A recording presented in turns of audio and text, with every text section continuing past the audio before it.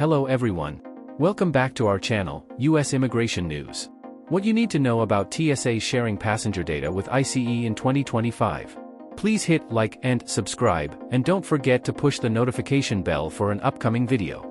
Today, we're diving into a major development in US air travel that's been making headlines: the Transportation Security Administration sharing passenger information with Immigration and Customs Enforcement. In this video, we'll break it down factually, based on reliable reporting, without the hype. We'll cover the background, how the program operates, real examples, privacy concerns, and official statements. Stick around till the end for tips on what travelers should know. If you're planning a flight soon, this is important info. Let's get started. First, some context. When you book a flight, airlines already share your basic info like name, date of birth, and itinerary with the TSA through a system called Secure Flight.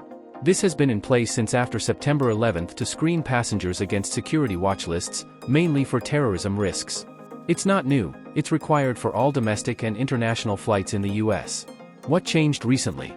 According to a December 2025 report from the New York Times, starting in March 2025, the TSA began sharing lists of upcoming airline passengers multiple times a week with ICE. Both agencies are under the Department of Homeland Security. ICE then cross-references these lists against their database of individuals with final deportation orders or other immigration enforcement priorities. If there's a match, ICE can send agents to the airport to detain the person before they board. Important clarification: this isn't the TSA directly checking immigration status at checkpoints or handing over data on every single person who shows up to fly.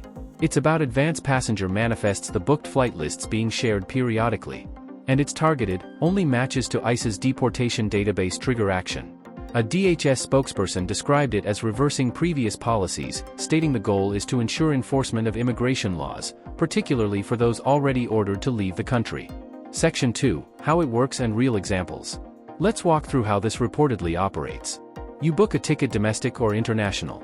Airline sends data to TSA for standard security screening. TSA compiles lists of travelers on upcoming flights and shares them with ICE several times weekly.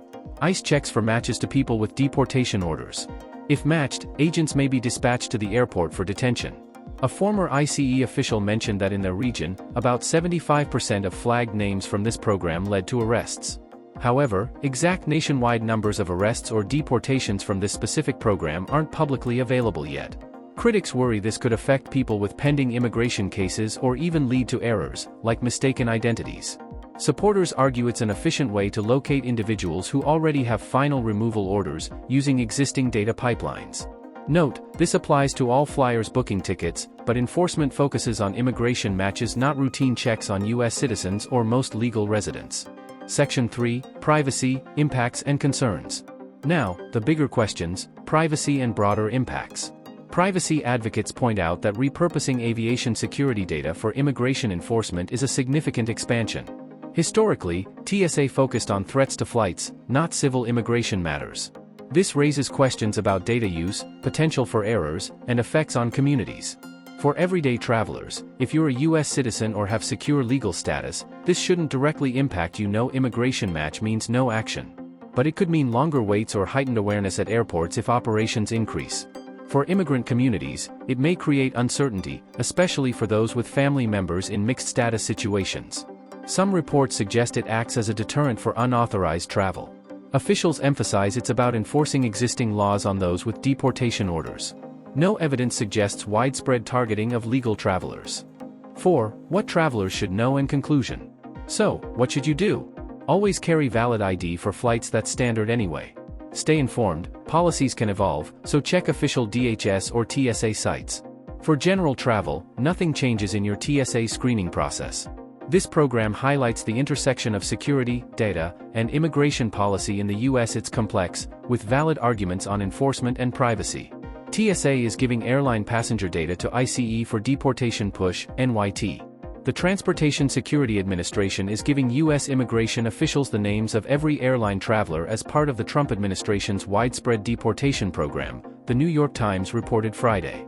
TSA, several times per week, gives Immigration and Customs Enforcement a list of travelers expected to be passing through airports, the Times reported. ICE can then match the list against its own database of people subject to deportation and send agents to the airport to detain those people, the newspaper said. ICE and TSA are both divisions of the Homeland Security Department. A Homeland Security spokesperson, in a statement to CNBC, said of the Times report, "This is nothing new." Back in February, Secretary Kristi Noem reversed the horrendous Biden-era policy that allowed aliens in our country illegally to jet around our country and do so without identification, the spokesperson said. Under President Trump, TSA and DHS will no longer tolerate this.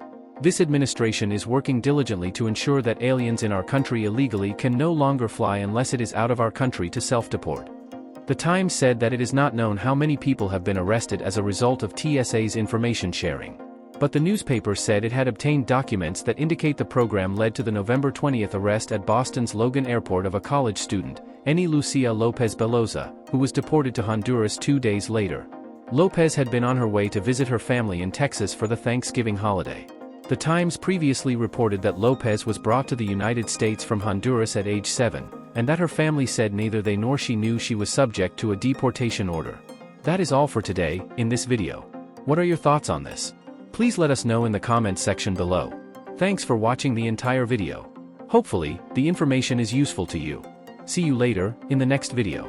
Till then, take care.